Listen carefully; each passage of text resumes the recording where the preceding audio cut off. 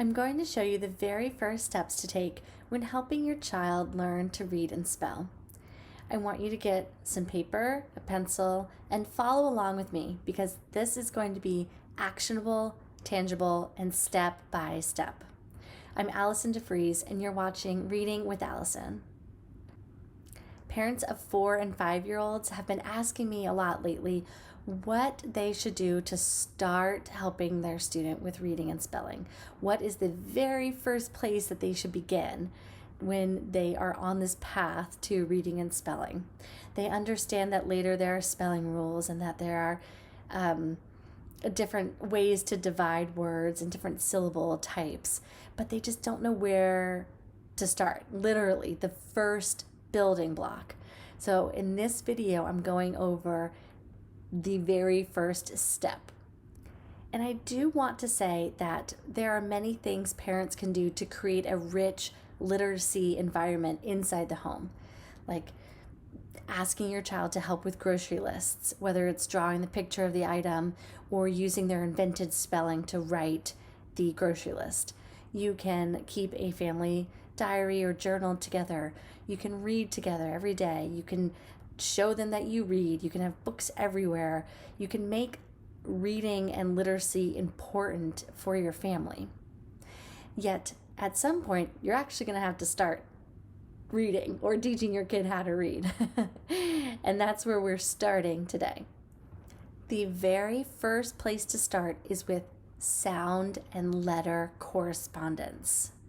That means when a student sees a letter, they know the sound that letter will make or will typically make. So you want to teach a letter, its name, its shape, and you want to teach the sound that it usually says. So you want to do this kind of 1 or 2 letters at a time. And the pace at which you do this sort of depends on the pace at which your child is taking to it. If your child is 4 or 5 years old, it might be common that they would do 2 letters a week in school. So you might want to do 2 letters a week when you are practicing with this for your child. When you teach these letters, make sure you're teaching the letter in its correct orientation. You teach the letter's name. This letter is called T. You teach its sound, T. And you give a keyword or a picture to help your student or your child know what you're talking about when you say T. So I have T says T as in top. Also, when you're teaching consonants, be careful not to add any vowel sounds to the consonants. So you want to say T instead of T. In the second example, I added a vowel sound to the end. Try to keep it short. So just say T. Okay, I'm about to go over all the letters and the order in which I would teach them. And I'm going to be teaching more on this topic and more in depth on this topic. And to receive updates on when and how I'm teaching about that, you can go to my website and join the mailing list. That's www.allisondefrees.com. Okay, get your pencil and paper, and here we go. These are the letters that I would teach first. I would start with teaching T, D, M, N, and I would layer in short A. So that's a couple consonants and a vowel. With those consonants and vowels, I could start arranging small words for students to practice reading. We might call those CVC words or consonant vowel consonant words. Basically, they're just short 2 or 3 letter words. They can even be made up, but they're really to practice the sounds and the letters. And again, that's what we're doing here. We're practicing letter-sound correspondence. To practice this, lay out the cards, like put an M down and then an A and then a T. That would spell mat. And touch each card and say each sound. We're associating that the shape of an M says the sound M. So you want to tap the M and say M, and then the A and say A, and the T and say T.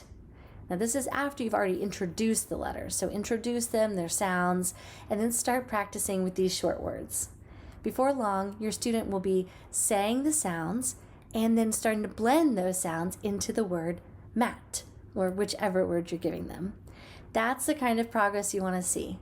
Now, when your student is comfortable with all of those letters, it's time to add in some more consonants and another vowel. So to add to that base, I would teach F and V, P and B, and K and G. I would also add in the short letter O. Now, all of those letters except for the G say the same sound always. I like to start with the letters that just make one sound. G is a little bit trickier, but your student can just learn one sound of G right now. G.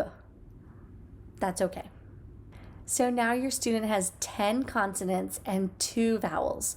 A lot of short words can be made with those, and you can keep practicing. I want to remind you not to rush this. Sometimes introducing 2 letters a week is a big deal. Sometimes just add 1 letter, or maybe if you're really going strong, try 3 or 4. It's whatever pace your student wants to go at. Now, the next letters I would introduce are X, Y, Z, S, J, and then H, L, W, and the vowel sound of short I. Whew. Basically, what we're doing is just teaching different consonants that say one sound, or at least are very predictable in those sounds. I know S can say 2 sounds. It can say S, and it can say Z, like in his, but that's okay.